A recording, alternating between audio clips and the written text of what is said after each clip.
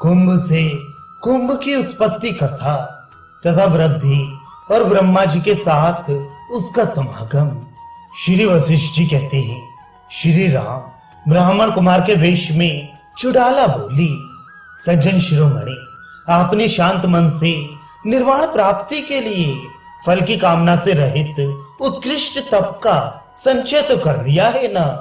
क्योंकि सौम्य आपने जो धन धान्य संपन्न राज का परित्याग करके महावन का आश्रय लिया है, आपका ये शांत व्रत तलवार की धार के समान है। शिखी ध्वज ने कहा, भगवान आपके लोकोत्तर चिन्ह स्वरूप सौंदर्य से ही ज्ञात हो रहा है कि आप कोई देवता हैं। इसी से सब कुछ जानते हैं, इसमें आश्चर्य की कौन सी बात है। सौंदर्यशाली देव अभी मेरी प्रियतमा भार्या वर्तमान है। आजकल वे मेरे राज्य का संचालन कर रही है। उसी के सारे अंगों की तरह आपके अंग लक्षित हो रहे हैं। अभ्यागत का आदर सत्कार करने से अपना जीवन सफल हो जाता है। इसलिए सत्पुरुष अभ्यागत को देवता से भी बढ़कर पूज्य मानते हैं। इसी कारण मैंने आपका आतिथ्य किया है। निर्मल चंद्रमा के समान कांतिमान मुख वाले देवपुत्र, अब मेरे मन में एक संशय है, उसका आप निवारण कीजिए। वह संशय ये है कि आप कौन हैं, किसके पुत्र हैं और मुझ पर कृपा करके कहां से और किस लिए यहाँ पधारे हैं। ब्राह्मण कुमार बोला, राजन आपके प्रश्नानुसार मैं सारी बातें कहता हूँ, सुनिए। इस जगत मंडल में मुनिवर नारद रहते हैं। उनका हृदय परम विशुद्ध है। उनके शरीर का वर्ण पुण्य लक्ष्मी के कमनीय मुख में सुशोभित कपूर के तिलक के सदृश गौर है। किसी समय वे देव ऋषि मेरुगिरी की कंदरा में ध्यान अवस्थित थे।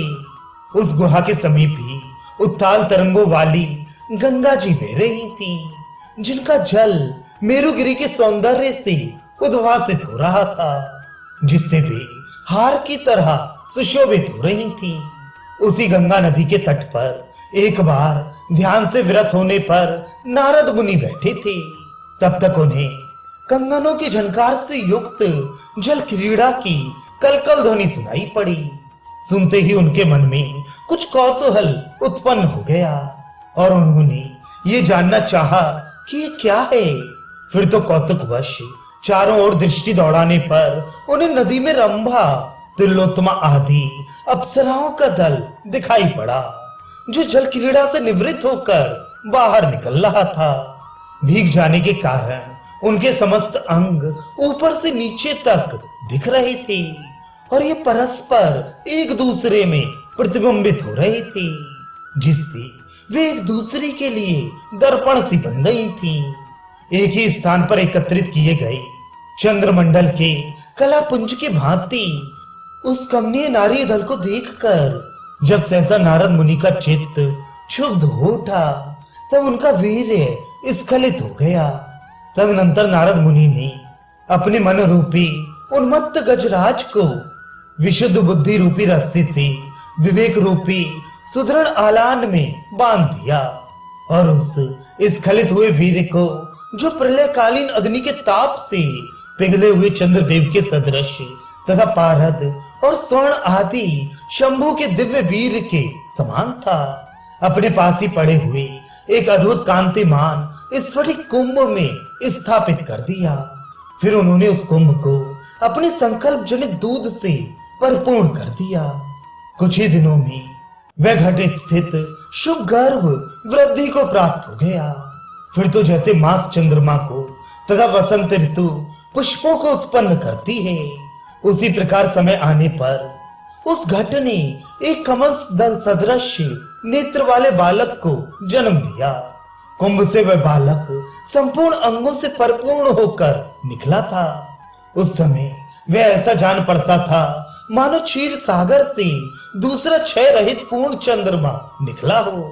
शुक्ल पक्ष के चंद्रमा के समान वह कुछ ही दिनों में बढ़कर बड़ा हो गया। उसका शरीर अनुपम सौंदर्य से युक्त था।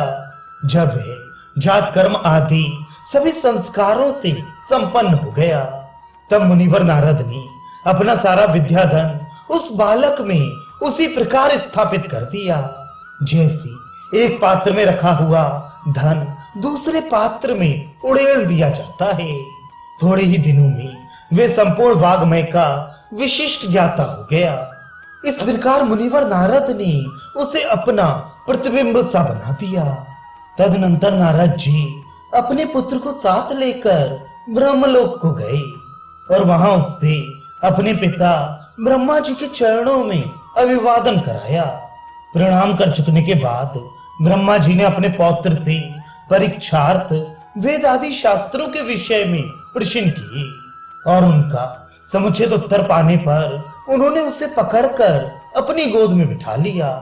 फिर तो उन कमल योनि ने उस कुंभ नाम वाले पौत्र को केवल आशीर्वाद देकर सर्वज्ञ तथा ज्ञान का पारगामी विद्वान बना दिया। साधु शिरोमणि, वह कुंभ मैं ही हूँ। कुंभ से उत्पन्न होने के कारण मेरा ही नाम कुंभ पड़ा है। मैं नारद मुनि का पुत्र और पद्म जन्मा ब्रह्मा जी का पौत्र हूँ। ब्रह्मलोक ही मेरा घर है। वहीं मैं अपने पिताजी के साथ सुखपूर्वक निवास करता हूँ। चारों वेद मेरे सुहृद हैं। मैं किसी कार्यवश नहीं बल्कि कौतुकवश स्वेच्छानुसार सभी लोकों में विचरता हूँ। जब मैं भूलोक में विचरण करता हूँ उस समय मेरे पैर भूतल पर नहीं पड़ते, धूलिकण अंगों का स्पर्श नहीं करते और मेरा शरीर कभी मलिन नहीं होता। आज मैं आकाश मार्ग से जा रहा था कि सामने आप दिखाई पड़ गए, इसीलिए यहाँ चला आया हूँ। वनवास के गुणों तथा तज्जन्य फलों के ज्ञाता साधो, इस प्रकार अपने अनुभव के अनुसार मैंने सारा का सारा वृत्तांत आपको बतला दिया।